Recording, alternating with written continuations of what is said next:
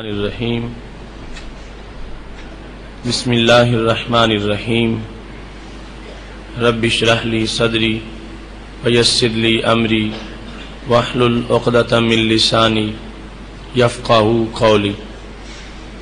احمدک اللہم یا مجیب کل سائل والصلاة والسلام علی من هو افضل الوسائل وعلی آلہ واصحابہ ذوی الفضائل اما بعد فاعوذ باللہ من الشیطان الرجیم بسم اللہ الرحمن الرحیم وآخرون یضربون فی الارض یبتغون من فضل اللہ صدق اللہ العظیم وصدق رسولہ النبی الکریم الامین ان اللہ وملائکتہ یصلون علی النبی یا ایہا الذین آمنوا صلوا علیہ وسلموا تسلیما الصلاة والسلام علیکہ یا سیدی یا رسول اللہ وعلی آلکہ واصحابکہ یا حبیب اللہ مولاي صلی وسلم دائما ابدا علی حبیبکہ خیر الخلق کلہم منزہ عن شریک فی محاسنہ فجوہر الحسن فیہ غیر منقاسم یا اکرم الخلق مالی من الوذ بہ سواک عند حلول الحادث العممی رب صلی وسلم دائما ابدا علی حبیبک خیر الخلق کلہم اللہ تبارک و تعالی جل جلالہ وعم نوالہ واتم برہانہ وعظم شانہ کی حمد و ثنا اور حضور سرور کائنات مفخر موجودات زینت بزم کائنات دستگیر جہاں غم گسار زماں سید سرواراں حامی بے قسم قائد المرسلین خاتم النبیین احمد مجتبی جناب محمد مصطفیٰ صلی اللہ علیہ وآلہ واصحابہ وبارک وسلم کے دربار گہر بار میں ہدیہ درود السلام عرض کرنے کے بعد وارثان منبر و محراب ارباب فکر و دانش نہایت ہی معزز و محتشم حضرات و خواتین سامعین و ناظرین رب ذوالجلال کے فضل اور توفیق سے ادارہ صراط مستقیم کے پر نور فہم دین کورس میں آج ہماری گفتگو کا موضوع ہے کاروباری شراکت کے اسلامی اصول۔ میری دعا ہے خالق کائنات جل جلالہ ہم سب کو قرآن و سنت کا فہم عطا فرمائے اور قرآن و سنت کے ابلاغ و تبلیغ اور اس پر عمل کی توفیق عطا فرمائے۔ موجودہ حالات میں ہمیں سب سے زیادہ جس جانب توجہ کی ضرورت ہے وہ اسلام کا معاملاتی نظام ہے۔ ہمارے ہاں اسلام کے نظام عبادات کے ساتھ کچھ نہ کچھ لوگوں کی لگن برقرار ہے، مگر معاملات کو بالکل تاکہ نسیاں میں رکھ دیا گیا ہے، اور اس طرح ہمارے خلاف وہ پراپوگنڈا کامیاب ہوتا نظر آ رہا ہے جو کہتے ہیں کہ اسلام کا تعلق دنیا کے مختلف شعبہ جات سے نہیں ہے۔ ہم عملاً معاذ اللہ یہ ثابت کر رہے ہیں کہ اسلام صرف مسجد تک ہے اور اس کا تعلق تھانے کچہری سے یا بازار کے ساتھ نہیں ہے، جبکہ حقیقت بالکل اس سے مختلف ہے۔ ہمارا اسلام مسجد کا اسلام بھی ہے اور بازار کا اسلام بھی ہے۔ یہ ہر شعبہ زندگی کے لیے لائف کوڈ ہے اور یہ مکمل ضابطہ حیات ہے۔ آج عمومی طور پر یہ سمجھا جاتا ہے کہ جب دو حضرات آپس میں کاروبار کر رہے ہیں تو وہ راضی ہیں تو ان کی رضا کافی ہے۔ جب ایک نے دوسرے کے ساتھ کوئی شراکت کی ہے اور دونوں نے آپس میں ایک معاہدہ عقد طے کر لیا ہے تو اس کے بعد اب تیسری کوئی چیز باقی نہیں رہی، جبکہ اسلام کا ترہ امتیاز یہ ہے کہ اسلام صرف فریقین کی خوشنودی اور ان کی چاہت کا طلبگار نہیں ہے، بلکہ اسلام نے مومنین پر یہ لازم کیا ہے کہ تمہاری دنیاوی معاملات تب وہ قطعی شکل میں فائنل قرار پائیں گے کہ جہاں اسلام بھی راضی ہوگا اور اسلام کی طرف سے بھی اس چیز کو قانونی حیثیت دی جائے گی۔ یہاں پر بائع مشتری کا خوش ہو جانا کافی نہیں ہے۔ ایک شخص جو کسی کے ساتھ پارٹنرشپ کرنا چاہتا ہے، ان دونوں کا آپس میں راضی ہونا کافی نہیں ہے، بلکہ باقاعدہ اسلام کو راضی کرنا پڑے گا، اور اگر اسلام راضی ہوگا تو پھر وہ دنیاوی کاروبار نہیں ہوگا، وہ نیکیوں کا ایک گلشن بن جائے گا۔ ہماری آج کی جو گفتگو ہے وہ کاروباری شراکت کے اصولوں کے بارے میں ہے۔ کاروباری شراکت جس کو ایک وسیع مفہوم کے لحاظ سے تو اس میں سینکڑوں مسائل پر بحث کی جا سکتی ہے، مگر ہم وقت کے اختصار کے پیش نظر آج کی گفتگو جو ہے وہ صرف شرکت مداربت تک محدود رکھیں گے۔ شرکت مداربت جس کو انگلش میں سلیپنگ پارٹنرشپ کہا جاتا ہے۔ شرکت مداربت اس کے چند اہم اصول کہ شرکت مداربت کی تعریف کیا ہے، اس کا رکن کیا ہے، اس کی شرائط کیا ہے، مختلف صورتیں کیا ہے اور یہ کیسے معطل ہو جاتی ہے، کیسے برقرار رہتی ہے، یہ چند باتیں یعنی جو ہمارے دین کی اس شعبہ کی ہیں کہ جس کو اس وقت عملاً لوگ ترک کر رہے ہیں، تو ہم اس بات کو اجاگر کرنا چاہتے ہیں کہ ہمارا دین زندہ ہے اور اس کے تمام شعبہ جات زندہ ہے، اور جس نے لا الہ الا اللہ محمد الرسول اللہ پڑھا ہے اس نے صرف یہ پڑھ کے اللہ تعالیٰ کی توحید اور آخرت پر ایمان اور رسول پر ایمان کا معاہدہ نہیں کیا، بلکہ اس نے رب سے یہ عہد کر لیا ہے کہ اے اللہ میرے نظام زندگی میں، کاروبار حیات میں جو تجھے پسند ہے وہی مجھے پسند ہے، اور جو تیرا حکم ہے میں اسی کا پابند ہوں۔ اسلام آئیڈیالوجی اور پریکٹیکل کا ایک مکمل چونکہ ضابطہ ہے، تو اس واسطے مسلم اور مومن کبھی بھی اپنی زندگی کی راہوں میں اسلام سے بے نیاز نہیں ہو سکتا، اسے ہر مسئلہ اسلام سے پوچھنا پڑے گا، اور اسلام میں یہ جامعیت ہے کہ وہ کبھی بھی اپنے ماننے والوں کو پریشان نہیں کرتا، بلکہ ہر مسئلے میں رہنمائی کرتا ہوا سامنے نظر آتا ہے۔ آج کے موضوع کے لحاظ سے قرآن مجید برہان رشید سے جو آیت کریمہ میں نے پڑھی ہے، خالق کائنات جل جلالہ کا سورہ مزمل میں ارشاد ہے، رب ذوالجلال ارشاد فرماتا ہے وآخرون یضربون فی الارض یبتغون من فضل اللہ، اور کچھ دوسرے لوگ جو کہ زمین میں سفر کریں گے اور زمین میں سفر کر کے اللہ کا فضل ڈھونڈیں گے۔ تو یہاں پر اللہ کے فضل سے مراد کسب حلال اور انسان کے لیے رزق حلال ہے، اور اس کے لیے زمین میں سفر کرنا یہ مداربت ہے اور شراکت ہے کہ جس کی بنیاد پر وہ اپنے لیے لقمہ حلال تلاش کرتا ہے، اور جانبین کے لیے خالق کائنات جل جلالہ اسلامی اصولوں کو جب وہ پیش نظر رکھتے ہیں تو رحمتوں کے دروازے اللہ کھول دیتا ہے۔ جس طرح قرآن مجید برہان رشید میں اس کا تذکرہ ہے، ایسے ہی حدیث شریف میں باقاعدہ طور پر اس کی اجازت دی گئی ہے۔ قبل اس کے کہ ہم اس تفصیل میں جائیں، ہمیں پہلے یہ دیکھنا چاہیے کہ یہ شرکت مداربت کیا ہے۔ شرکت کا معنی تو آپ سمجھ رہے ہیں کہ دو پارٹیاں جب کسی میں شریک ہو جائیں، فریقین کسی کام میں، تو اس کو شرکت کہا جاتا ہے، وہ ایک کمپنی بن جاتی ہے۔ مداربت کا لغوی معنی ہے جانبین سے ایک دوسرے پر ضرب واقع کرنا، اور شرعی طور پر اس کا معنی جو صاحب کنز نے کیا ہے وہ یہ ہے ہیا شرکتم بمال من جانب وعمل من جانب، کہ شرکت مداربت یہ ہوتی ہے کہ ایک شخص اپنا مال دے اور دوسرا اپنا ٹائم دے، ایک کی طرف سے مال ہو اور دوسرے کی طرف سے کام ہو، اور آپس میں معاہدہ کر لے کہ اتنا میں مال تجھے دے رہا ہوں اور تم نے اس میں کاروبار کرنا ہے، اور جو پرافٹ ہوگا وہ ہم اس طرح تقسیم کر لیں گے، جو بھی اس کی وہ شرح آپس میں بناتے ہیں کہ نصف نصف بانٹ لیں گے، یا ایک کہتا میرا 2 حصے ہوگا ایک حصہ تمہارا ہوگا، اس بنیاد پر وہ پرافٹ کو تقسیم کرتے ہیں۔ تو شرکت مداربت میں دونوں طرف سے مال نہیں ہوتا، ایک طرف سے مال ہوتا ہے، ایک جو ہے وہ صاحب مال ہے اور دوسرا عامل ہے، دوسرا کام کرے گا، دوسرا کاروبار کرے گا۔ ان کا آپس میں جو معاہدہ ہو گیا ہے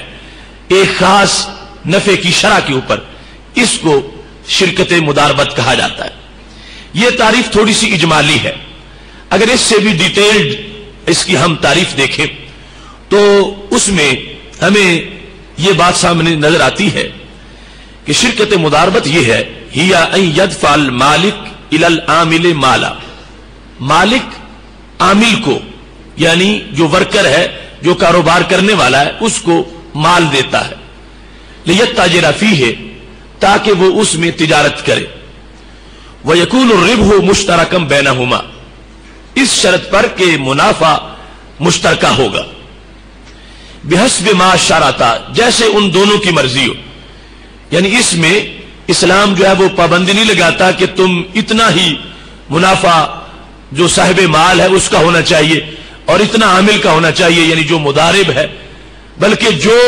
ان کی رضامندی ہو۔ لیکن اس میں آگے ایک شرط ہے کہ وہ یہ نہیں کر سکتے کہ اس میں سے معین کہہ دیا جائے کہ تیرا 1000 ہے اور میرا 2000 ہے، یا تیرا جو ہے وہ 500 ہے اور میرا 1000 ہے، اس طرح عدد سے معین نہیں کر سکتے۔ یہ کہہ سکتے ہیں کہ جو ہو اس میں سے نصف تیرا ہے یا نصف میرا ہے، یا ثلث تیرا ہے اور ثلثین میرے، اس بنیاد پر حصوں کے لحاظ سے تقسیم کر سکتے ہیں۔ ویسے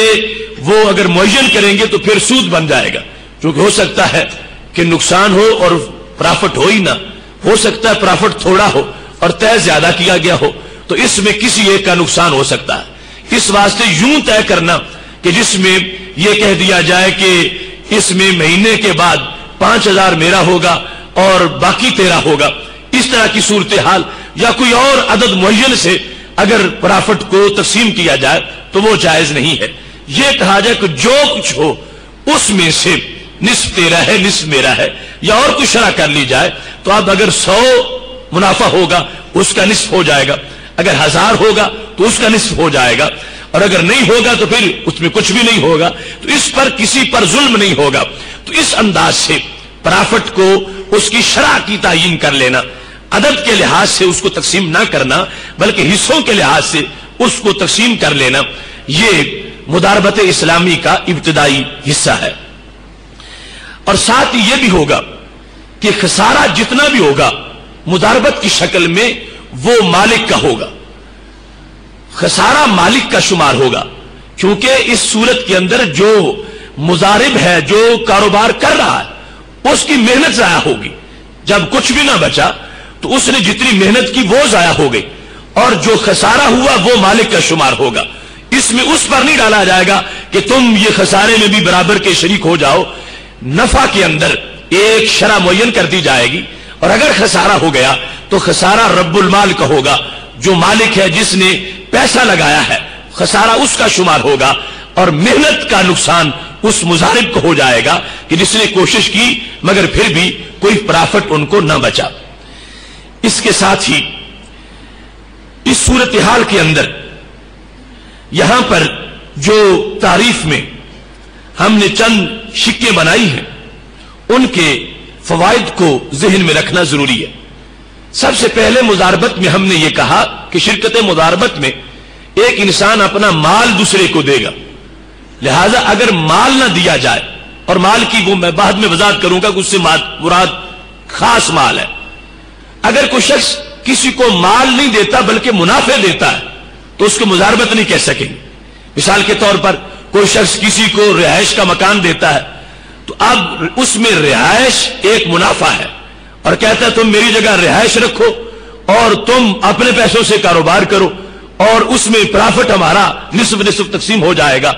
ایسی صورتحال کے اندر اس کو مضاربت نہیں کہہ سکیں گے، اور وہ جائز نہیں ہوگا، اس واسطے کہ یہاں پر جو مالک ہے اس نے مال نہیں دیا بلکہ اس نے ایک منافع جو ہے وہ دوسرے کو دیا ہے، اور اس کی کئی صورتیں ہو سکتی ہیں، وہ دکان دینا ہو یا اس کے علاوہ کوئی اور رہائش دینا ہو۔ تو مضاربت میں ابتدائی شرط یہ ہے کہ ایک شخص جو پارٹنر ہے وہ اپنی طرف سے مال پیش کرے، اس کے سوا کوئی چیز نہ ہو، اور دوسرا اس میں عمل کرتا ہوا اپنی طرف سے کاروبار کرے۔ یہاں پر یہ بھی ضروری ہے کہ ربا مشترک ہو۔ اگر ربا مشترک نہ ہو تو اس کو مضاربت نہیں کہہ سکیں گے، خواہ اس طرح مشترک نہ ہو کہ پرافٹ جو ہے وہ سارے کا سارا مالک کا بنے، پھر بھی یہ مضاربت نہیں ہے، اور پرافٹ سارے کا سارا کاروبار کرنے والے کا بنے تو پھر بھی مزاربت نہیں ہے. اگر سارے کا سارا کاروبار کرنے والے کا بنائیں گے تو اس کو قرض کہا جائے گا, اور سارے کا سارا مالک کا بنائیں گے تو اس کو مبادہ کہا جائے گا. مزاربت اسی شکل میں بنے گی کہ ایک شخص اپنا مال پیش کر رہا ہے, دوسرا اپنی محنت پیش کر رہا ہے, اور دونوں میں طے ہو گیا ہے کہ منافع تقسیم ہوگا. اگر منافع تقسیم نہ ہو, مال ایک کا ہو, کام دوسرا کرے, تو اس کو وکالت کہتے ہیں کہ دوسرا اس کا وکیل بن گیا ہے اور وہ اس کی طرف سے کام کر رہا ہے. سارا منافع مالک کا ہے اور وکیل کو تنخواہ ملے گی, اس کو اپنی اجرت ملے گی کام کی, تو اس کو پارٹنرشپ نہیں کہا جاتا. پارٹنرشپ کے لیے جو شرکت مضاربت ہے اس کے لیے ضروری ہے ایک مال پیش کرتا ہے, دوسرا کام کرتا ہے, اور یہ طے ہو چکا ہے کہ جو پرافٹ ہوگا اس کو تقسیم کیا جائے گا, اور تقسیم کی شرح جو بھی اپنی طرف سے معین کریں گے شریعت میں وہ معتبر ہو جائے گی. مضاربت کے لحاظ سے جس وقت ہم اس کی مثالیں حدیث شریف سے دیکھتے ہیں تو طبرانی نے اوسط میں اس کو روایت کیا ہے, اور مجمع الزوائد میں بھی حدیث شریف موجود ہے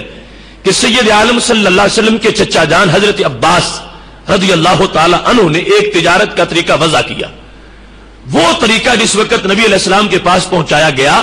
تو ہمارے محبوب علیہ السلام نے اس کی تصدیق فرمائی, اور وہ یہ شرکت مضاربت کا طریقہ تھا. حضرت عباس رضی اللہ تعالی عنہ جب کسی کو مال دیتے تھے تو شرط لگا دیتے تھے اس پر کہ یہ میرا مال ہے, تم نے اس میں کاروبار کرنا ہے, مگر شرط کیا ہے, اللہ یسلک بھی بحرا, میرا مال لے کے تم بحری سفر نہیں کر سکتے, یعنی خطرہ ہے کہ کہیں ضائع نہ ہو جائے, یہ شرط اپنی طرف سے لگا دیتے تھے. ولا ینزل بھی وادیا, اور میرا مال لے کے تم کسی وادی میں پڑاؤ بھی نہیں کر سکتے, یعنی کسی آسانی رہائش کی جگہ پر تم نے ٹھہرنا ہے, کہیں جنگل میں جا کے تم نے ڈیرا نہیں لگانا کاروباری سفر کے اندر. اور پھر ولا یشتری بھی دابۃ ذات قابض رطبہ, تم نے میرے پیسے سے کوئی جانور بھی نہیں خریدنا, یعنی وہ زیرو کے جس کے مر جانے کا خطرہ ہے, ہو سکتا ہے سارے پیسے ڈوب جائیں. حضرت عباس رضی اللہ تعالیٰ عنہ نے یہ شرط بھی لگا دی کہ پیسہ میرا ہے اور یہ شرائط ہے, کاروبار آپ نے کرنا ہے, مگر ان باتوں سے بچ کے کرنا ہے, نہ تو سمندری سفر کرنا ہے میرا پیسہ لے کے, اور نہ ہی کسی وادی میں پڑاؤ کرنا ہے, اور نہ ہی تم نے اس سے کوئی جانور خریدنا ہے تجارت کرنے کے لیے. اور فَإِن فَعَلَ ذَلِكَ, اگر تم نے یہ کام کیا نقصان ہو گیا تو ضمانت تمہیں دینی پڑے گی. اب یہ پہلے انہوں نے شرط میں رکھ دیا. فَبَلَغَ شَرْطُهُ رسول اللہ صلی اللہ علیہ وسلم, تو ہمارے نبی علیہ السلام تک یہ شرط پہنچی. فَأَجَازَهُ, تو محبوب علیہ السلام نے اس کو جائز قرار دے دیا. فرمایا میرے چچا جان نے جو پیٹرن تجارت کا ایک طریقہ متعارف کروایا ہے یہ میری شریعت کے مطابق ہے, پیسہ ایک طرف سے ہے, عمل دوسری طرف سے ہے, اور منافع تقسیم ہوگا. ہاں یہ مضارب جو ہے یعنی جو مالک ہے اس کے لیے جائز ہے, وہ شرائط لگانا چاہتا ہے, آخر پیسہ اس کا ہے تو اس کے تحفظات ہیں, وہ شرائط لگا سکتا ہے, تم یہ کاروبار کرو, اس طرح کرو, اس طرح کی ساری صورتیں اس کو پیش نظر رکھا جائے گا. تو حضرت عباس رضی اللہ تعالی عنہ نے جو کچھ شرائط لگائیں ان شرائط کے لحاظ سے سید عالم صلی اللہ علیہ وسلم نے اس عقد کو جائز قرار دیا. تو پتہ چلا کہ یہ مضاربت اور سلیپنگ پارٹنرشپ کا جو طریقہ ہے یہ آج کی ایجاد نہیں ہے, یہ ہمارے نبی علیہ السلام کا رائج کردہ طریقہ ہے. اب یہاں پر آثار صحابہ علیہم رضوان میں بھی اس کی مثال موجود ہے. حضرت سیدنا عمر فاروق رضی اللہ تعالیٰ عنہ کا زمانہ تھا. نصب الرایا میں جلد نمبر 4 کے اندر یہ بات موجود ہے کہ حضرت سیدنا عمر رضی اللہ تعالیٰ عنہ امیر المومنین ہے, اور آپ کے دونوں بیٹے جہاد پہ ہیں, حضرت عبداللہ بن عمر اور حضرت عبید اللہ بن عمر رضی اللہ تعالیٰ عنہما. جہاد تھا عراق کا, عراق میں وہ لشکر میں گئے ہوئے تھے, تو وہاں پر جو گورنر تھے وہ حضرت ابو موسیٰ اشعری رضی اللہ تعالیٰ عنہ تھے, یعنی جو مفتوح علاقہ تھا اس میں حضرت ابو موسیٰ اشعری گورنر تھے, اور آگے ایرانی حدود کی طرف مزید جہاد بڑھ رہا تھا. تو جس وقت یہ دونوں صاحبزادے جو امیر المومنین کے صاحبزادے ہیں حضرت عبداللہ بن عمر اور عبید اللہ بن عمر یہ واپس آنے لگے, تو حضرت ابو موسیٰ اشعری رضی اللہ تعالی عنہ کا ذہن بھی کچھ یعنی تجارت کی اصولوں کی طرف مائل تھا, اور جو بالخصوص آج ہماری کچھ برادریوں کا تاجرانہ ایک سوچ ہوتا ہے جہاں بھی جائیں جو کرنے بھی جائیں وہ اپنے آنے جانے کا جو خرچہ ہے وہ تجارت کے ذریعے نکال لیتے. تو وہاں جس وقت یہ دونوں صاحبزادے واپس آنے لگے تو گورنر سے ملے تو حضرت ابو موسیٰ اشعری رضی اللہ تعالیٰ عنہ نے کہا میری ایک تجویز ہے, میں نے بیت المال میں کچھ فنڈ بھیجنا ہے جو عراق سے میں نے ویسے بھیجنا تھا, تو میں وہ تجھے دیتا ہوں, تمہیں بطور قرض دیتا ہوں, اور تم دونوں اس پیسے سے یہاں عراق سے کچھ چیزیں خرید لو اور وہ جا کے مدینہ شریف میں فروخت کرو, اور مدینہ شریف میں فروخت کر کے جتنے پیسے بیت المال کو دینے ہیں میں تمہیں دے رہا ہوں اتنے بیت المال کو دے لو, اور باقی جو منافع ہوگا وہ آپس میں تقسیم کر لو. یہ انہوں نے تجویز پیش کی کہ ویسے بھی میں نے یہ فنڈ جو بیت المال میں بھیجنا ہے جب تک وہاں پہنچے گا نہیں تو یہ ایک سلیپنگ فنڈ ہے, اس کا کوئی فائدہ نہیں ہے, اور اگر اس سے ان بچوں کا فائدہ ہو جائے تو یہ اچھا ہے. لہٰذا انہوں نے کہا یہاں سے خریدو اور وہاں جا کے فروخت کر دو, اور یہ لازم ہے کہ جتنے پیسے میں دے رہا ہوں اتنے تمہیں بیت المال میں دینے پڑیں گے, امیر المومنین کے پاس جمع کرواؤ گے, اور باقی تمہارا بھی فائدہ ہو جائے گا. لہٰذا انہوں نے تجویز پیش کی تو دونوں شہزادوں نے مان لی کہ ٹھیک ہے کہ ہم یہاں سے شاپنگ کرتے ہیں اور وہاں جا کے مدینہ شریف کی منڈی میں فروخت کریں گے, اور جتنے پیسے تم نے بیت المال کو دینے ہیں اتنے دے دیں گے, اور باقی اگر ہمیں منافع ہو گیا تو ہم لے لیں گے. ایسی صورتحال کے اندر جس وقت دونوں شہزادوں نے یہاں سے شاپنگ کر لی اور حضرت ابو موسیٰ اشعری رضی اللہ تعالیٰ عنہ نے رکا لکھ کر امیر المومنین کو بھیج دیا کہ اتنے پیسے تمہارے دونوں بیٹوں کے پاس بیت المال کے ہیں, جب یہ پہنچے تو ان سے اتنے پیسے وصول کر لیے جائے. یہ دونوں صاحبزادگان جس وقت مدینہ شریف پہنچے تو وہاں جا کر انہوں نے جو کچھ عراق سے شاپنگ کی تھی مدینہ شریف کی منڈی میں جب اس کو بیچا تو ان کو کافی پرافٹ حاصل ہو گیا. انہوں نے جتنا حضرت ابو موسیٰ اشعری رضی اللہ تعالیٰ عنہ نے ان کو جتنی رقم دی تھی اتنی امیر المومنین کے پاس لے گئے, اور باقی انہوں نے کہا کہ یہ ہمارا حق ہے کہ ہم نے تجارت کی ہے اور اس سے ہمیں یہ فائدہ حاصل ہو گیا ہے, لہذا وہ ہم رکھیں گے. مگر دربار تھا زمانے کے معتبر انسان اور عدالت کے تاجدار حضرت عمر فاروق رضی اللہ تعالیٰ عنہ کا. جب ان تک معاملہ پہنچا ان دونوں نے کہا کہ ابا جی یہ تو پیسہ ہے بیت المال کا, جتنا تھا اتنا ہی دے رہے ہیں اور ہمیں کچھ منافع بھی ہو گیا ہے اور وہ ہم رکھ رہے ہیں. تو حضرت عمر رضی اللہ تعالی عنہ نے فوراً پکڑ لیا. اکل الجیش قد اسلفا, کیا اکل الجیش قد اسلفا, ابو موسیٰ اشعری نے جتنا قرض تمہیں دیا تھا اتنا باقی فوجیوں کو بھی دیا تھا؟ تو انہوں نے کہا نہیں امیر المومنین, جتنا ہمیں دیا اتنا اور کسی کو نہیں دیا, ہمیں ہی دیا ہے, اور وہ قرض انہوں نے دیا ہے, ہم نے محنت کی ہے, تجارت کی ہے, اور اتنا ہی ہم بیت المال کو دے رہے ہیں. تو حضرت عمر رضی اللہ تعالیٰ عنہ کہنے لگے لا, ایسا نہیں ہوگا. اگر تو ہر فوجی کو ابو موسیٰ اشعری پیسے دیتے کہ تم یہاں سے شاپنگ کرو اور مدینہ شریف میں بیچو اور پھر پیسے بیت المال کو دو اور پرافٹ اپنے پاس رکھو, تو پھر تو امیر المومنین کے بیٹے بھی ایسا کر لیتے. اور اگر باقی فوجیوں کو یہ سہولت نہیں دی گئی تو پھر امیر المومنین کے بیٹوں کو بھی یہ سہولت نہیں دی جا سکتی. وہ سارے پیسے نکالو, جو تمہیں پرافٹ ملا ہے وہ بھی بیت المال کا حصہ ہے, وہ بھی ہم بیت المال میں جمع کریں گے. وہ پیسہ اصل بھی بیت المال کا ہے اور اس پر جو پرافٹ ہے وہ بھی بیت المال کا ہے. حضرت عمر رضی اللہ تعالی عنہ نے جس وقت یہ فیصلہ کیا تو دونوں بیٹوں میں سے حضرت عبداللہ تو چپ کر گئے اور حضرت عبید اللہ بولے, کہنے لگے یا امیر المومنین, اب پتہ ہے کہ بحیثیت باپ گفتگو نہیں ہو رہی, امیر المومنین کے کٹہرے میں ہم کھڑے ہیں. تو کہنے لگے یا امیر المومنین لو ہلاک المال, زمین نہ ہو, صرف ایک طرف ہی دیکھ رہے ہو, دوسری جانب بھی تو دیکھو نا کہ اگر یہ پیسہ رستے میں گم ہو جاتا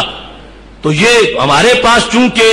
بطور امانت تھا تو ہمیں یہ پورا کرنا پڑتا, یہ ہمارے پاس قرض تھا تو ہمیں یہ بطور قرض جو تھا اس کو پورا کرنا پڑتا, تو اگر ڈوب جاتا تو ہمیں ضمانت دینا پڑتی, تو پھر اگر ہمیں اس سے فائدہ حاصل ہو گیا ہے تو ہم نے خود اپنے آپ کو خطرے میں ڈالا ہے. ہو سکتا تھا یہ پیسہ لٹ جاتا اور یہ پیسہ جو ہے وہ ہم سے ضائع ہو جاتا, چوری ہو جاتا وہیں پر, تو پھر ہمیں یہ پورا کرنا پڑتا, اور دوسری طرف ہمیں فائدہ ہو گیا ہے، تو جب نقصان کی شکل میں ہمیں ادائیگی کرنا پڑنی تھی، تو اگر ہمیں پرافٹ مل گیا ہے تو اس بنیاد پر ہمارے لیے جائز ہونا چاہیے کہ پرافٹ ہمارا ہو اور اصل پیسہ جو ہے وہ بیت المال کو دے دیا جائے، کیونکہ یہ پیسہ امانت کا نہیں تھا، قرض کا تھا، اور حضرت ابو موسیٰ اشعری نے بطور قرض دیا تھا، اور قرض جو ہے اس کو پھر پورا کرنا پڑتا ہے، اگر وہ بندے سے گم ہو جائے تو پھر بھی وہ ذمہ دار ہوتا ہے۔ تو انہوں نے یہ پوائنٹ اٹھایا حضرت عبید اللہ بن عمر نے کہ امیر المومنین فیصلہ ضرور کرو، مگر یہ سمجھ کے کہ بیٹے ہیں ہمیں اس طرح بالکل ہی تم جو ہے وہ سائڈ پہ نہ لگا دو، اگر شرعی اصول ہے ہمارا حق بن رہا ہے کہ اگر یہاں نقصان ہوتا تو ہم ذمہ دار تھے، تو اگر فائدہ ہو گیا ہے تو اس فائدے میں سے حصہ ہمیں ملنا چاہیے۔ حضرت عبید اللہ بن عمر نے جس وقت یہ بات کی تو حضرت عمر فاروق رضی اللہ تعالیٰ عنہ نے ابھی کوئی جواب ان کو اس بات کا نہیں دیا کہ محفل میں ایک صحابی بیٹھے تھے، انہوں نے اپنی طرف سے تجویز پیش کی، کہنے لگے امیر المومنین یہاں پر ایک اور فقہی جزیہ موجود ہے، اگر آپ وہ شک لگائیں تو مسئلہ حل ہو سکتا ہے۔ لو جعلتہ قراضا، اگر آپ اس پیسے کو بے مزاربت شرکت مزاربت بنا دیں، شرکت مزاربت قرار دے دیں کہ حضرت ابو موسیٰ اشعری رضی اللہ تعالی عنہ ایک فریق ہیں، تمہارے صاحبزادے دوسرے فریق ہیں، اور وہ بیت المال کے نائب کی حیثیت سے پیسہ دے رہے ہیں، کام تمہارے بیٹوں نے کیا ہے، اب نفع دونوں میں تقسیم ہو جائے گا، بیت المال میں اور تمہارے بیٹوں میں۔ نہ تو یہ ہوگا کہ سارا نفع بیت المال کو مل جائے، اور نہ یہ ہوگا کہ سارا نفع تمہارے بیٹوں کو مل جائے، اصل رقم بھی بیت المال کو ملے گی، اور جو منافع ہے وہ بیت المال میں اور تمہارے بیٹوں میں تقسیم ہو جائے گا۔ قربان جائیں عادل لوگوں کے دربار کے پہرے دار بھی عادل ہوتے ہیں۔ حضرت فاروق اعظم رضی اللہ تعالی عنہ کے پاس بیٹھنے والا وہ شخص اتنا فقیہ اور زیرک نکلا، اور وہ جو شرکت مداربت کا ایک تصور دربار رسالت سے چلا تھا، اور اب وہ آنکھوں سے اس وقت اوجل تھا، اور امیر المومنین کے سامنے صورتحال واضح نہیں ہو رہی تھی، اور بیٹے اپنا کیس لڑ رہے تھے، تو اس صحابی کے کہنے پر حضرت فاروق اعظم رضی اللہ تعالی عنہ نے فیصلہ فرما دیا، ٹھیک ہے ہم اس کو شرکت مداربت بناتے ہیں، اصل رقم بیت المال کی ہے، پرافٹ تقسیم ہوگا، نصف بیت المال ہوگا اور نصف پرافٹ میرے دونوں بیٹوں میں نصف نصف تقسیم کر دیا جائے گا۔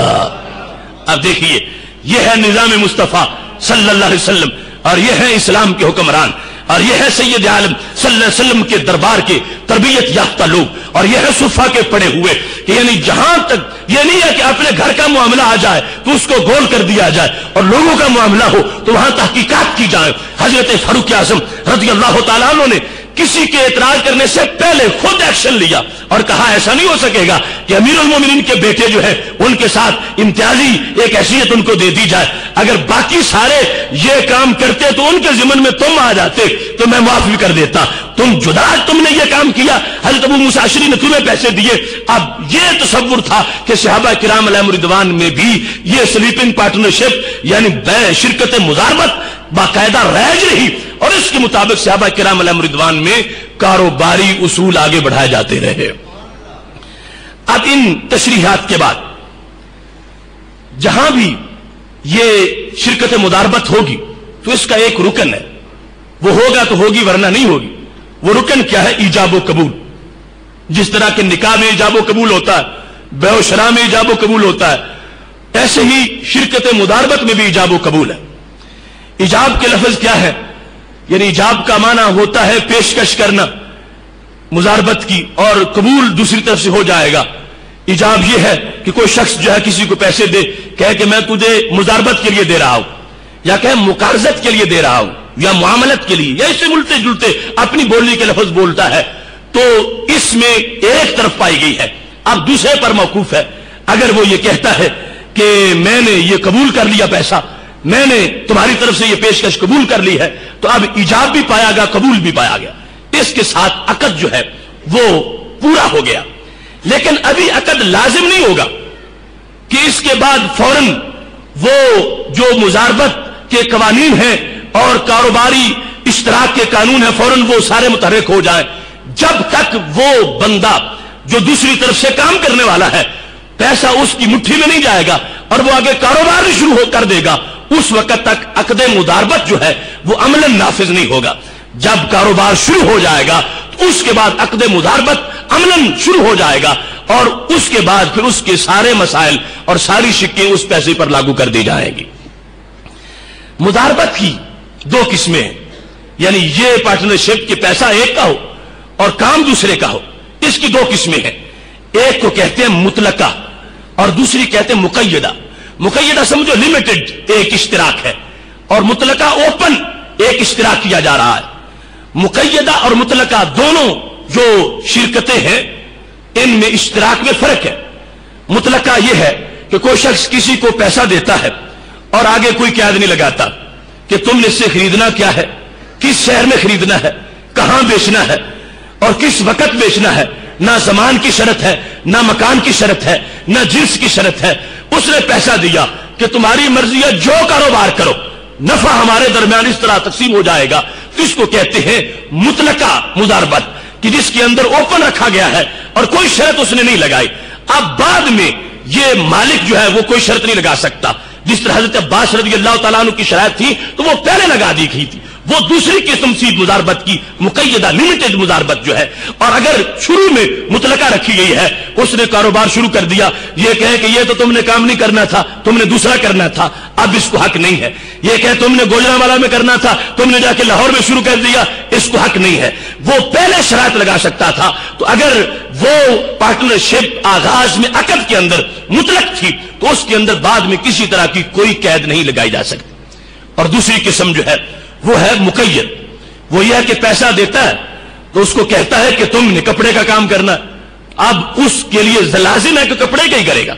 اگر اس کو کہتا ہے کہ تم نے فرنیچر کا کام کرنا ہے تو اس کے لیے ضروری ہے وہ فرنیچر کا کام کرے گا, وہ اور کسی میں پیسہ نہیں لگا سکتا. اگر یہ کہتا ہے کہ تم نے گوجرانوالہ میں یہ کام کرنا ہے تو وہ جو دوسرا کاروباری ہے اس کو گوجرانوالہ میں کام کرنا پڑے گا. تو یہ ہے شرکت مداربت مقیدہ, کہ جس میں پارٹنرشپ کے لیے یہ تعین کر دی جاتی ہے زمانے کے لحاظ سے, مکان کے لحاظ سے, کاروبار کے لحاظ سے. تو اب اگر وہ شخص مخالفت کرتا ہے تو اس کے لیے جائز نہیں ہے اس مضارب کے لیے جو کاروبار پیسے میں کر رہا ہے, بلکہ جو شرائط طے ہو گئی ہیں انہی کی روشنی میں اس کو اپنا کام مکمل کرنا پڑے گا.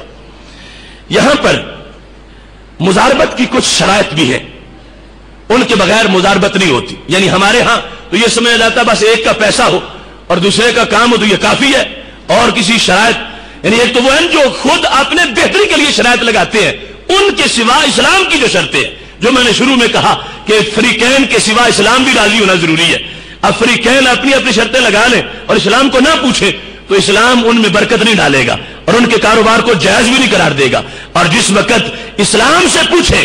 یہ پیسے کا مالک اپنی شرطیں لگا کے اسلام سے پوچھتا ہے, اسلام تم بھی بتاؤ تمہاری شرائط کیا ہے, اور دوسرا جو کاروبار کرنے والا ہے اس نے بھی اسلام سے شرائط پوچھی ہے. اگر اسلامی شرائط کو درمیان میں رکھ دیا گیا ہے تو یہ فرق ہے جو مومن اور کافر میں ہوتا ہے. کافر لقمہ کھاتے ہوئے یہ نہیں سونگتا کہ حلال ہے یا حرام ہے, جو آتا ہے دبا جاتا ہے, مگر مومن پہلے یہ چیک کرتا ہے حلال ہے یا حرام ہے. یہ فرق ہے ہماری دنیا میں اور کفار کی دنیا میں. وہ کاروبار کرتے ہیں تو صرف دنیا کے لیے کرتے ہیں, ہم کاروبار کریں پھر بھی دین کے لیے کرتے ہیں. اب دیکھیے اسلام کی شرطیں کیا ہے کہ اسلام راضی ہوگا تو پھر پارٹنرشپ صحیح ہے. یہ شرکت مداربت پیسہ ایک کا ہے, کام دوسرے کا ہے. اس کے لیے 3 قسم کی شرائط ہے.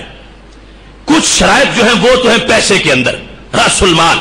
اصل جو کاروبار میں انویسٹمنٹ کی جا رہی ہے اس کے اندر شرائط. اور دوسری جو شرائط ہیں وہ اس لحاظ سے ہیں عاقدین کے اندر کہ دونوں فریق جو ہیں ان میں کچھ شرائط ہے. وہ رب المال جو پیسے کا مالک ہے اس میں بھی شرائط ہے, اور جو کاروبار کرنے والا اس کے لحاظ سے بھی شرائط ہے. اور تیسری شرائط کا تعلق پرافٹ کے ساتھ ہے کہ اس میں بھی شرائط ہے. یعنی یہ جو اسلام کی طرف سے شرائط دی گئی, اسلام چاہتا ہے میری شرائط مانو, دونوں کے اندر شرائط ہونی چاہیے. جو کاروبار کر رہے ہیں ان میں بھی شرائط کچھ ہونی ہے جو اسلام نے لگا دی ہے, اور پھر جو اصل زر ہے جس کو کاروبار میں لگایا جا رہا ہے اس میں بھی کچھ شرائط ہے, اور پھر جو پرافٹ ہوگا اس میں بھی شرائط ہے.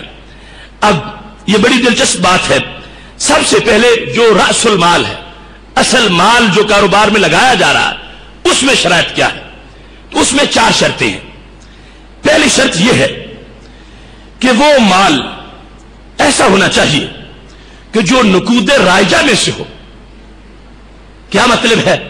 یا سونا ہو یا چاندی ہو یا ان کے قائم مقام روپیہ ہو. اس کے سوا کسی چیز کو پارٹنرشپ کے لیے پیش نہیں کیا جا سکتا. یعنی کوئی شخص یہ کہے کہ یہ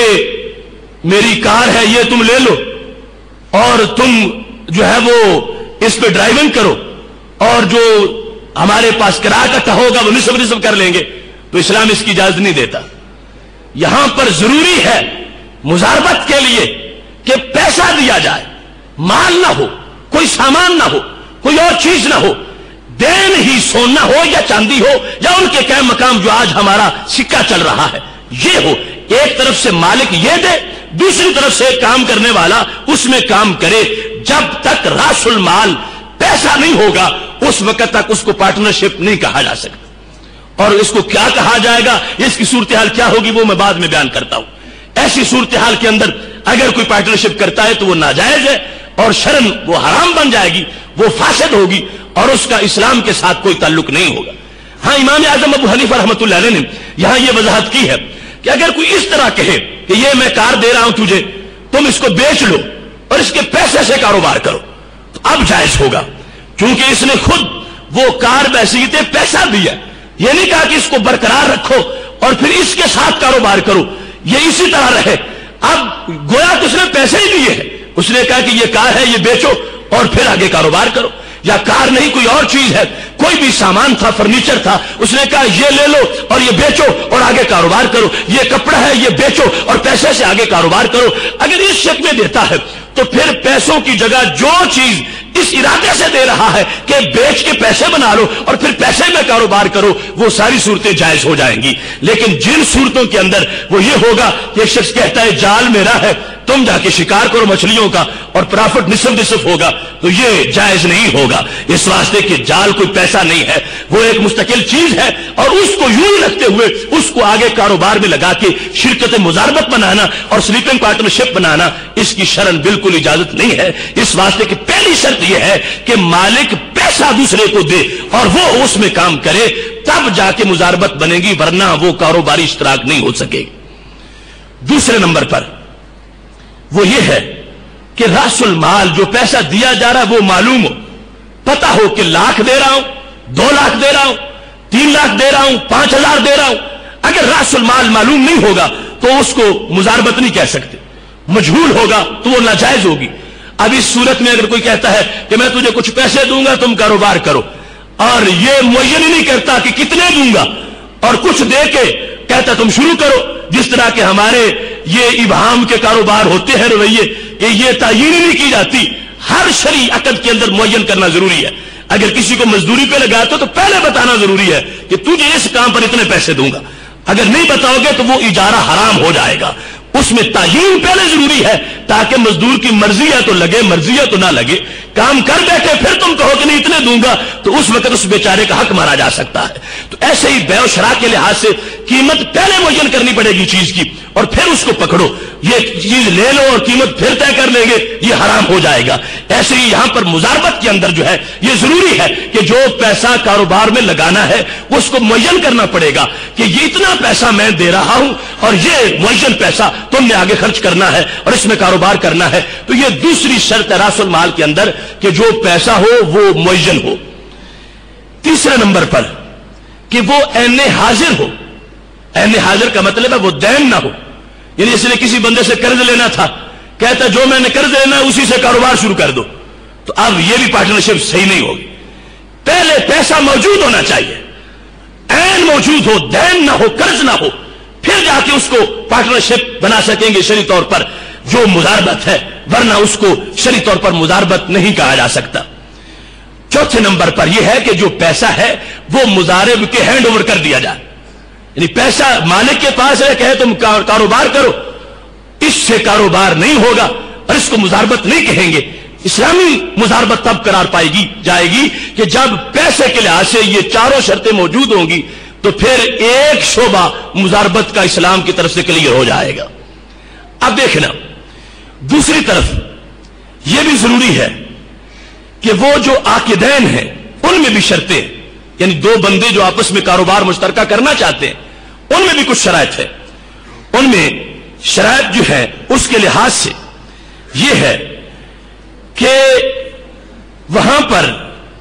دونوں عاقل بالغ ہیں اور ان میں سے کوئی پاگل نہیں ہے اور وہ عقد کر رہے ہیں، تو پھر جا کے ان کا معاہدہ درست ہوگا. اور اگر ایک ان میں سے وہ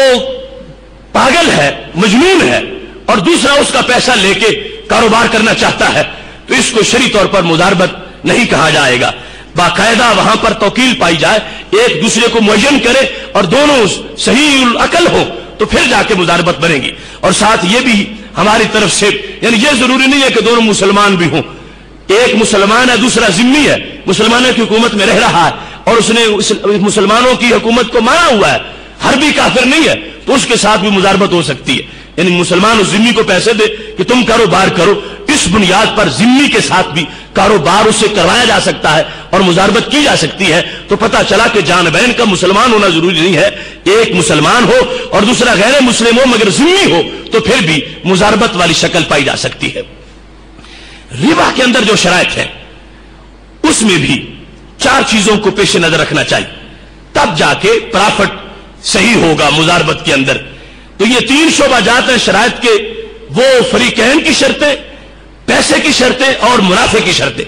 تینوں شعبے شرائط کے پورے ہوں گے تو پھر وہ اسلامی مضاربت ہوگی، ورنہ اس کو اسلامی مضاربت نہیں کہا جا سکے گا. تو ربا کے لحاظ سے پہلے دن معین ہو کہ منافع کی تقسیم کیا ہوگی.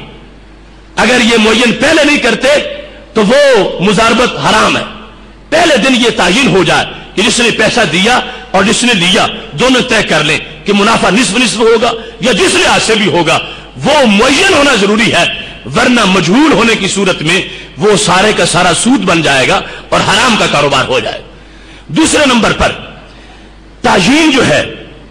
وہ جز شائع کے لحاظ سے ہونی چاہیے، جو میں نے شروع میں بتا دیا کہ یہ نہ کہو کہ 5000 تیرا ہوگا، 2000 میرا ہوگا، یا 10,000 تیرا ہوگا اور 10,000 میرا ہوگا. اس طرح ناجائز ہے. اس طرح کہو نصف تیرا ہے نصف میرا ہے، تاکہ وہ نصف تھوڑے میں بھی رائج ہو سکے، زیادہ میں بھی رائج ہو سکے. کیونکہ اگر معین کر دو گے تو ہو سکتا ہے اتنے پیسے بنے ہی نہ، تو پھر وہ کہاں سے پورے کیے جائیں گے. اگر سارا منافع ہوتا ہی 5,000 ہے اور تقسیم 10,000 کے لحاظ سے کیا ہوا ہے تو پھر وہ کس طرح پورا ہو سکے گا؟ کسی کا نقصان ہو جائے گا، اس پہ ظلم ہو جائے گا. اسلام کے راضی ہونے کا مطلب یہ ہے، اسلام بتانا چاہتا ہے تجھے اپنے منافع کا اتنا پتہ نہیں جتنا اسلام کو تمہارے منافع کا پتہ ہے. ہو سکتا ہے تم میں سے کوئی مار کھا جائے، اور اسلام کے دونوں ہی پیارے ہیں، اس واسطے اسلام کو کسی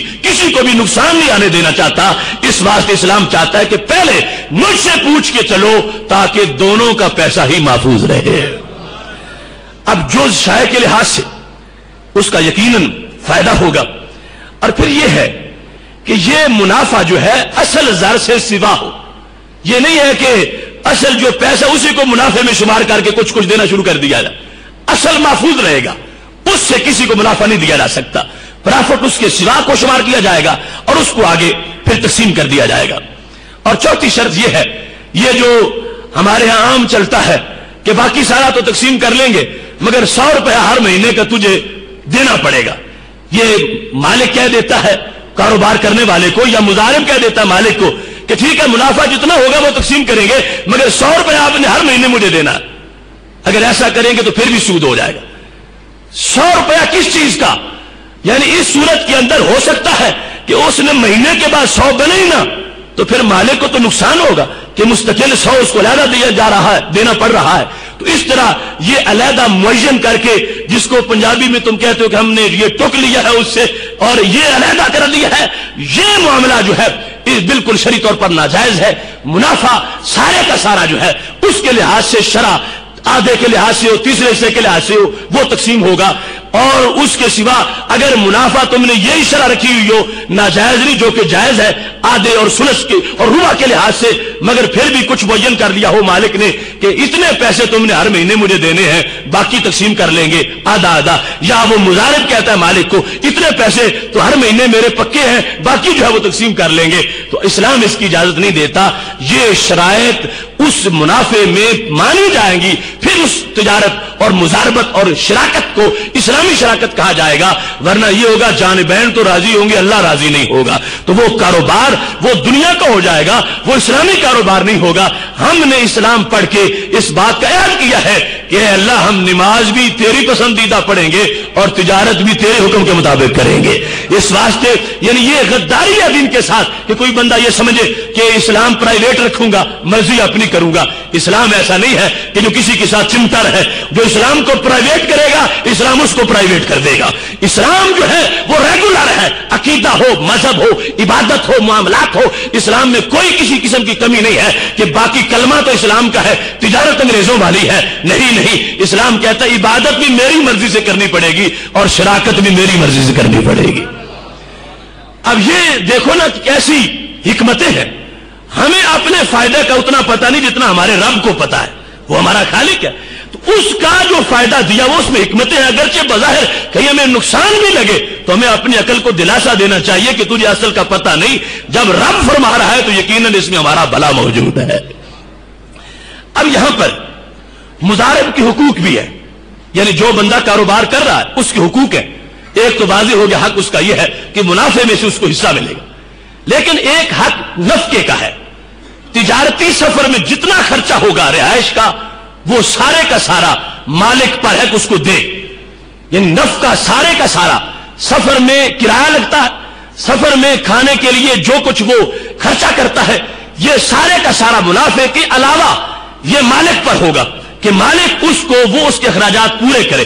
اس کو منافع میں رکھ کر اسی کا حصہ بنا کے اس کے حساب سے نہیں کاٹا جائے گا کہ اتنا تم نے پہلے خرچہ کر لیا تھا لہذا منافع سے اس کو کاٹ دے. نہیں, شریعت مطہرہ نے یہ لازم کیا ہے کہ یہ جو اخراجات ہوں گے, نفقہ ہوگا, جتنا بھی خرچہ ہوگا, یہ کاروبار کرنے والے کے اپنے پیسے سے نہیں, یہ مالک کے پیسے سے ہوگا. مالک پر لازم ہے کہ جس کا پیسہ ہے, جو کاروبار کروا رہا ہے, کہ وہ اس کے سفر کے اخراجات جو تجارت کے لیے تھے وہ سارے کے سارے اپنی طرف سے پورے کرے. یہاں تک امام اعظم ابو حنیفہ رحمۃ اللہ علیہ نے یہاں پر یہ بھی بیان فرمایا اگر وہ بیمار ہو جاتا ہے کاروبار کرنے والا مضارب, تو مالک پر اس کی دوائی بھی لازم ہے, یعنی اس کی بیماری کا علاج بھی مالک پر لازم ہے. جس نے پیسہ دیا ہے اور آپس میں پارٹنرشپ بنائی ہے, علاج بھی اس مضارب کا مالک کے ذمہ ہے. اب یہاں سے پتہ چلتا ہے نا کہ وہ لوگ جنہوں نے 2 اور 2 4 کا رٹا لگایا ہوا ہے, اب ان سے پوچھو کہ اگر مضاربت میں مریض ہو جائے مضارب تو اس کا فنڈ کہاں سے آئے گا, اس پر آیت پیش کرو یا حدیث پیش کرو.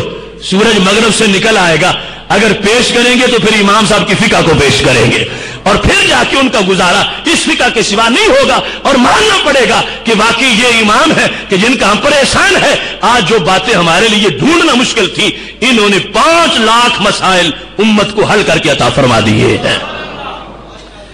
یہاں پر مضاربت فاسدہ, اس کو جاننا بھی ضروری ہے, جس کی بات میں پہلے کر چکا ہوں کہ اگر شرائط میں سے کہیں بھی کوئی شرط نہیں پائی جائے گی, وہ شرائط جو اسلام نے لگائی ہے, تو مضاربت فاسد ہو جائے گی, ختم ہو جائے گی. اب مضاربت فاسد ہوگی تو پھر حکم کیا ہوگا؟ مثال کے طور پر ایک شخص نے کسی کو کار دی تھی اور کہا تھا کہ تم ڈرائیونگ کرو اور جو بھی روزانہ ہمیں بچے گا اور وہ ہم تقسیم کر لیں گے, کار میری ہے, ڈرائیونگ تمہاری ہوگی. اسلام نے کہا میں راضی نہیں ہوں, اس واسطے کہ یہاں پر جو کچھ دیا جا رہا ہے وہ پیسہ نہیں ہے اور نہ ہی اس کو بیچنے کا حکم دیا جا رہا ہے, کار اپنی جگہ پر قرار ہے, لہذا یہ مضاربت نہیں. تو پھر اب وہ جو کام کر چکے ہیں اس کا حل کیا ہوگا؟ مہینہ ایک گزر گیا, اب ان کو پتا چلا کہ یہ تو مضاربت فاسدہ تھی, یہ تو جائز ہی نہیں ہے جو ہم کر رہے ہیں, تو پھر ان کا فیصلہ کیسے کیا جائے گا؟ تو اسلام نے یہ روشنی دی, جہاں بھی مضاربت فاسدہ ہوگی وہاں پر یہ قانون سامنے رکھو کہ جو کام کرنے والا ہے اس کو تنخواہ دی جائے گی, یعنی جتنی ڈرائیور کی تنخواہ بنتی ہے ایک مہینے کی, اس جیسے ڈرائیور کی اتنی تنخواہ اس ڈرائیور کو دی جائے گی, اور پرافٹ سارے کا سارا کار والے کا ہوگا. جہاں جہاں بھی مضاربت فاسدہ ہوگی تو پرافٹ سارا مالک کا ہوگا، اور جس نے کام کیا ہے اس کو بھی اسلام محروم نہیں رکھے گا، اس کو مزدوری دی جائے گی، اس کو اجرت دی جائے گی، اس کا جتنا ٹائم بنتا ہے اتنے ٹائم پر اس کا اتنا وظیفہ مقرر کیا جائے گا۔ ایک شخص نے کسی کو دیا تھا جال کے جاؤ تم مچھلیاں شکار کرو، اور مچھلیاں وہ شکار کر کے لے آیا، اور پتہ چلا یہ تو مضاربت فاسدہ ہے، یہ تو جائز ہی نہیں تھی، پارٹنرشپ ایسی، کیونکہ جال تو کوئی نہ سونا ہے نہ چاندی ہے، تو اس کے قائم مقام پیسہ ہے۔ تو اب کیا ہوگا، جتنا ٹائم اس مضارب نے شکار میں لگایا ہے اس کو اتنے گھنٹوں کے پیسے دیے جائیں گے، اس کو اجرت دی جائے گی، اس کی مزدوری دی جائے گی، اور مچھلیاں ساری کی ساری اس کی ہوں گی جس کا جال ہے۔ تو یہ ایک قانون ہے ہمیشہ کے طور پر کہ جہاں کہیں بھی مضاربت فاسدہ ہو گئی تو وہاں پر جتنا بھی پرافٹ ہوگا وہ پرافٹ مالک کا ہوگا، اور وہاں پر کام کرنے والے کو اس کے کام کے مطابق جو متعارف عرف میں ریٹ ہے اس کی خدمت کا اتنی خدمت اس کی کر دی جائے گی۔ مضاربت فاسدہ کے لحاظ سے یہاں پر اس بات کو پیش نظر رکھنا ضروری ہے کہ اگر کوئی بھی ایسی شک پائی گئی کہ جس سے مضاربت باطل ہوتی ہے تو پھر اس کے بعد اس کو نافذ العمل نہیں سمجھا جائے گا اور وہ مضاربت باطل ہو جائے گی، اگرچہ یعنی بڑا پکا معاہدہ تھا لیکن 5 اسباب ایسے ہیں ان میں سے ایک بھی پایا گیا تو وہ پارٹنرشپ ختم ہوگی اور اس کے بعد اس کا کسی طرح کوئی قانونی حل نہیں کیا جا سکتا۔ ان میں سے پہلی یہ ہے کہ جو مالک تھا اگر وہ مضارب کو معزول کر دیتا ہے، اعلان کر دیتا ہے کہ میرے ساتھ میرے کاروبار کے ساتھ اس کا کوئی تعلق نہیں ہے اور ہم اس کو ختم کر رہے ہیں، تو اس کو حق ہے وہ مضاربت کو ختم کر سکتا ہے، لہذا اس کی طرف سے مضارب کو معزول کرنے کا اعلان جب ہو جائے گا تو اس کے ساتھ وہ مضاربت ختم ہو جائے گی اور اس کے بعد کسی طرح کا اس پہلے اشتراک کے لحاظ سے ان کا کام آگے نہیں چل سکے گا۔ دوسرا سبب یہ ہے کہ جب جانبین میں سے کسی ایک کا وصال ہو جائے تو پھر بھی وہ پارٹنرشپ ختم ہو جائے گی، یعنی آگے ورثاء کی طرف نہیں جائے گی، مالک کا وصال ہو جائے یا کاروبار کرنے والے کا وصال ہو جائے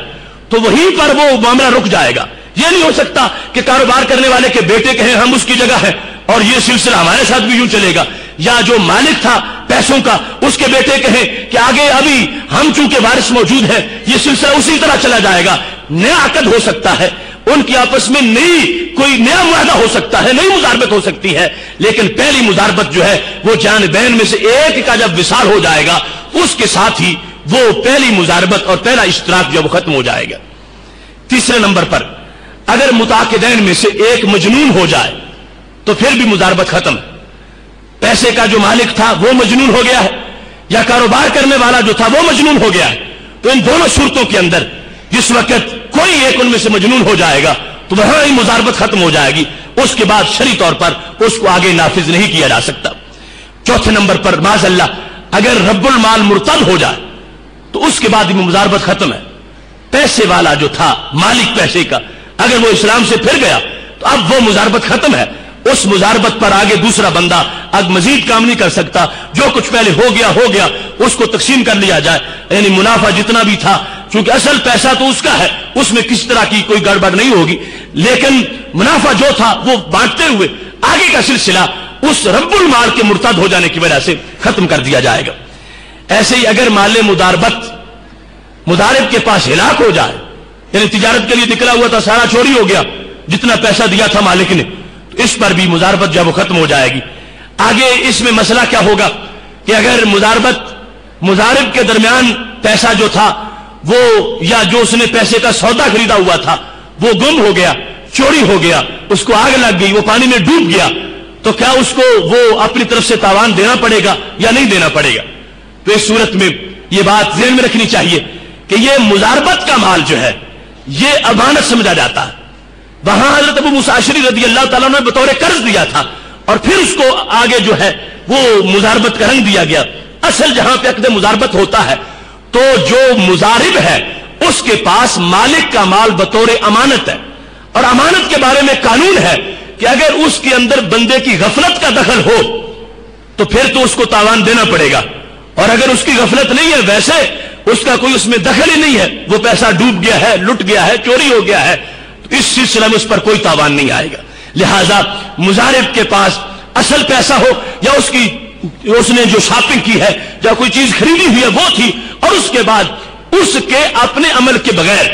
ہو سکتا ہے کہ وہ غفلت کرے، جان بوجھ کے بارش میں سب کچھ رکھ دے اور تباہ و برباد ہو جائے، تو اب اس کو بھرنا پڑے گا۔ اگر اس کی اپنی غفلت نہیں اور اس نے کوئی کوتاہی نہیں کی اور وہ چوروں سے ملا ہوا نہیں تھا اور وہ لوٹا گیا اور اس طرح ہو گیا، تو ایسی صورتحال کے اندر اسلام اس پہ بوجھ نہیں ڈالے گا کہ اس پر سارا تاوان ڈال دے کہ تم سارا بھرو، نہیں، ایسی صورتحال کے اندر اس سے کسی طرح کا کوئی تاوان وصول نہیں کیا جائے گا۔ مال مضاربت کے لحاظ سے اور یہ جو سلیپنگ پارٹنرشپ تھی، یہ ایک میں نے مختصر سا خاکہ آپ کے سامنے پیش کیا ہے۔ اصل جو اشتراک اور شراکت کے اصول ہیں وہ بہت زیادہ ہے۔ ایک شعبہ آج ہم نے اپنے سبق میں پڑھا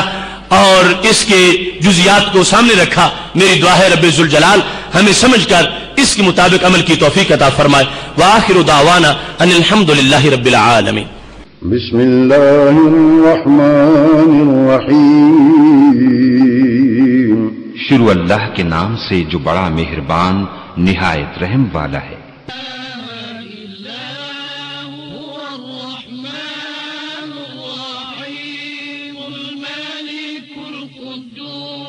کل ہمارا بڑا ہی انٹرنیشنل موضوع ہے، مسلکی، ملی، روحانی اور دینی موضوع ہے کہ تحفظ ناموس رسالت ایک فرض اور قرض۔ کل وقت پر تشریف لا کر اس کو سماعت کیجیے۔ انٹرنیٹ سے جو سوالات موصول ہوئے ہیں ان میں یہ پوچھا گیا ہے کہ 2 افراد ہی مضاربت کر سکتے ہیں یا زیادہ بھی کر سکتے ہیں؟ تو یہ ہے کہ فریقین میں کئی احتمال ہو سکتے ہیں، یعنی یہ ضروری نہیں 2 ہی ہوں، یعنی ایک بندہ پیسہ دیتا ہے اور دوسری طرف سے 2 اس میں کاروبار کرتے ہیں، تو جس طرح ایک کے مسائل تھے اس طرح 2 کے بھی مسائل ہیں، 2 بھی کر سکتے ہیں، 3 بھی کر سکتے ہیں، 4 بھی کر سکتے ہیں۔ مطلب یہ کہ ان سب کو ایک فریق سمجھا جائے گا، خواہ وہ ایک بندے پر مشتمل ہو یا 4 بندوں پر مشتمل، بلکہ یہ بھی جائز ہے کہ جس نے کسی سے مضاربت کی آگے وہ آگے کسی کو مضارب بنا سکتا، یعنی وہ پیسہ آگے کسی کو دے دے اور اس کو کہے کہ تم اس میں کاروبار کرو، اس طرح بھی ہو سکتا ہے۔ قصر نماز میں فاصلہ کی حد کیا ہے؟ تو کلومیٹر کے لحاظ سے 92 کلومیٹر سفر انسان نے ایک طرف کا کرنا ہو تو اس پر وہ نماز قصر پڑے گا، جب مسلسل گھر سے نکلنے کا اس کا اتنے سفر پر جانے کا ارادہ موجود ہو۔ اسلام میں زمین ٹھیکے پر دینی چاہیے یا نہیں، یہ ہمارا انشاءاللہ مساقات کا ایک پورا موضوع ہوگا انشاءاللہ۔ آئندہ موقع ملا تو فہم دین کورس کے اندر مشروط طور پر ٹھیکے پر دینا جائز ہے۔ کچھ لوگوں کا کہنا ہے کہ اسلام کوئی نظام پیش نہیں کرتا بلکہ کچھ اصول پیش کرتا ہے جس کے تحت نظام بنایا جا سکتا ہے، تو آپ کا اس بارے میں کیا خیال ہے؟ تو اصول اصل روح ہے اور اسی کو ہی نظام کہا جاتا ہے۔ مطلب یہ ہے کہ تشریحات تو ہر زمانے میں اس کی ہوتی رہیں گی، لیکن اصل ڈھانچہ جو ہے وہ اسلام نے پیش کیا۔ ہمارا نظام کہنے کا مطلب یہ ہے کہ کوئی یہ نہیں کہہ سکتا کہ اسلام کے پاس نظام تجارت نہیں ہے یا اسلام کے پاس نظام معیشت نہیں ہے یا اسلام کے پاس نظام زراعت نہیں ہے، تو ہمارے اسلام کے پاس سارے نظام موجود ہیں اور ان پر مشتمل جو ہے وہ اسلام کی معاملاتی تعلیمات کا ایک پورا شعبہ ہے جس میں ہر طرح کا ہمارے لیے زندگی گزارنے کا طریقہ موجود ہے۔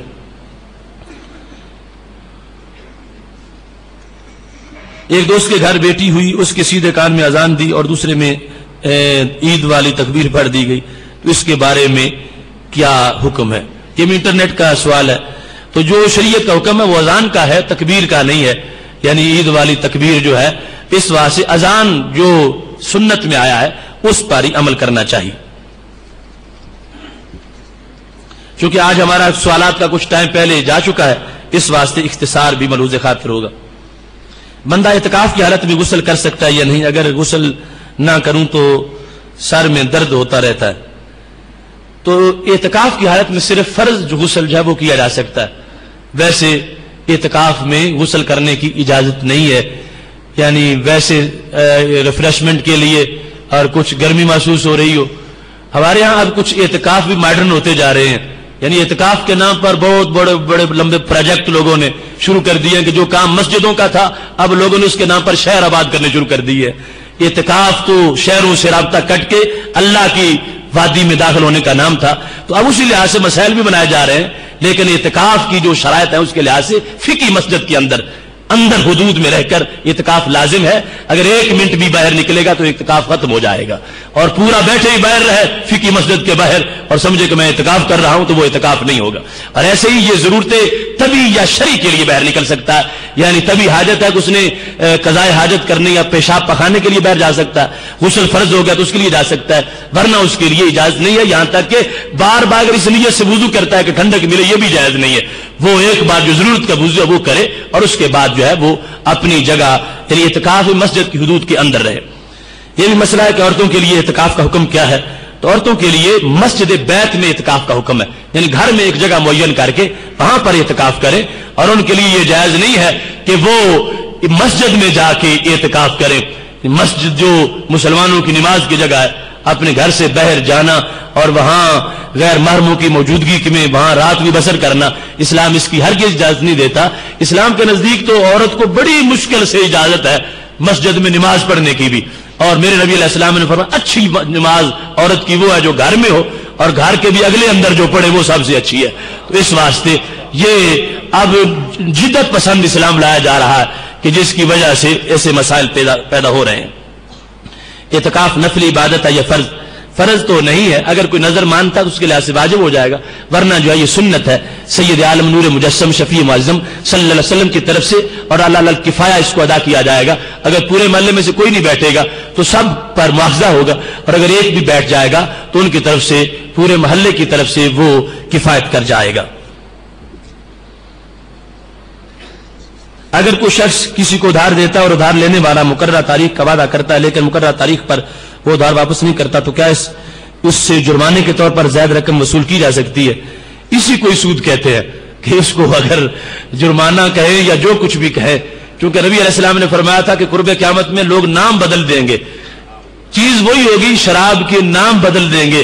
اور اس کو کوئی ڈرنک بنا کے وہ پینا شروع کر دیں گے. ایسے ہی یہ سود ہے کہ اسلام میں اب دیکھا آپ نے سنا تھا کہ امام اعظم قرضہ وصول کرنے گئے تھے, سائے میں بھی کھڑے نہیں ہوئے, ڈرتے کہ یہ منافع بھی مجھے حاصل نہ ہو جائے کہ میں نے اس کی دیوار کا سایہ لیا ہے. تو مقروض جو ہے اس سے کسی طرح ساتھ کچھ بھی حاصل کرنا اصل قرضے کے وہ سود بنتا ہے اور یہ جائز نہیں ہے. تو اس بندے کو حوصلہ رکھنا چاہیے, اس کو یہ سود نہ لے کر اتنا کچھ ملے گا کہ جس کا تصور بھی نہیں کر سکتا, کیونکہ شریعت مطہرہ میں موجود ہے کہ جب وہ دن گزر گیا کہ جس اس نے قرضہ دینا تھا اور دیا نہیں, فرمایا اس کے بعد ہر دن قرض دینے والے کو اتنے پیسوں کے صدقے کا ثواب ملتا رہے گا. 1000 روپیہ دیا تھا کسی کو اور اس نے ابھی تاریخ آگے نہیں دیا, اگلا دن جب گزرے گا تو اس بندے کو جس نے قرض دیا ہے 1000 کے صدقے کا ثواب مل جائے گا, اس کے اگلے دن پھر 1000 کے صدقے کا, اس کے اگلے دن پھر 1000 کا. اس کی تو نیکیوں کی فیکٹری لگ گئی ہے کہ اس سے کسی نے قرضہ لے کے اس کو تو مالا مال کر دیا ہے اور بالآخر قرضہ بھی مل جائے گا. تو اس واسطے جو اسلام کے طریقے ہیں ان میں یقیناً بہت زیادہ برکت موجود ہے. منافع کی حد پوچھی گئی ہے تو اس سلسلہ میں میرے نبی علیہ الصلوۃ والسلام سے پوچھا گیا تھا کہ ہم ریٹ کیا معین کریں, تو میرے محبوب علیہ السلام نے فرمایا تھا ان اللہ هو المسائر, ریٹ اللہ کی طرف سے میں کوئی معین نہیں کروں گا. تو جب نبی علیہ الصلوۃ والسلام نے ریٹ معین نہیں کیا تو شریعت کی طرف سے یہ کہا جائے کہ اتنے فیصد کر سکتے ہو, اتنے فیصد منافع لے سکتے ہو, ہم کوئی فیصد معین نہیں کر سکتے. یہ ہے کہ اس میں غبن فاحش نہ ہو, لوٹا نہ جائے گاہکوں کو, اور ہر زمانے کے عادل بندے بیٹھ کے جو فیصلہ کر دیں. یہ مطلب ہے کہ اللہ کی طرف سے ریٹ بنا دیا گیا ہے, اس میں جو کمیٹی ہے بازار کی اور وہ گنڈوں کا مشتمل نہ ہو, عادل بندوں پر مشتمل ہو, وہ جو بیٹھ کے سوچ کے بنائے کہ دونوں کا بھلا ہے, گاہک کا بھی اور دکاندار کا بھی. تو یہ ایک ہے. اگر نبی علیہ الصلوۃ والسلام معین کر دیتے تو اس میں ہو سکتا تھا, کیونکہ اتار چڑھاؤ ہوتا رہتا ہے تو کسی پر سختی ہو سکتی تھی, اور وہ رحمت للعالمین صلی اللہ علیہ وسلم یہ نہیں چاہتے تھے کہ میرا معین کردہ ریٹ ہو اور کل دکانوں پر کسی کا مندہ ہو جائے تو وہ اپنے نبی کو کیسے یاد کرے گا کہ انہوں نے ریٹ معین کر دیا تھا. فرمایا میں کوئی ریٹ معین نہیں کروں گا, ان اللہ هو المسائر, ریٹ اللہ کی طرف سے ہے. اور اللہ کی طرف سے ہونے کا مطلب یہ ہے کیونکہ آج کسی بندے پر بات تو نہیں آ سکتی کہ یہ ریٹ ہے تمہارے دال کا اور یہ آٹے کا. اللہ کی طرف سے مطلب یہ ہے کہ عادل بندے بیٹھ کے جو فیصلہ کر لیں اللہ اس کو پسند فرما دے گا. محتشم سامعین حضرات, ایک آدمی کا روپیہ اس نے دوسرے کو یہ کہہ کر دے دیا کہ یہ ہم نے تم پر کو قرض دیا ہے، جب کام مکمل ہو جائے گا تو پھر منافع کا تعین کر لیں گے۔ یہ پہلے بیان کر دیا گیا کہ جس صورت میں بھی ابہام ہو اس میں وہ کاروبار جائز نہیں ہے، پہلے سب کچھ معین کرنا ضروری ہے، اسی تعین پر سارے کاروبار چل سکتے ہیں۔ اللہ تبارک و تعالی ہمیں عمل کی توفیق عطا فرمائے۔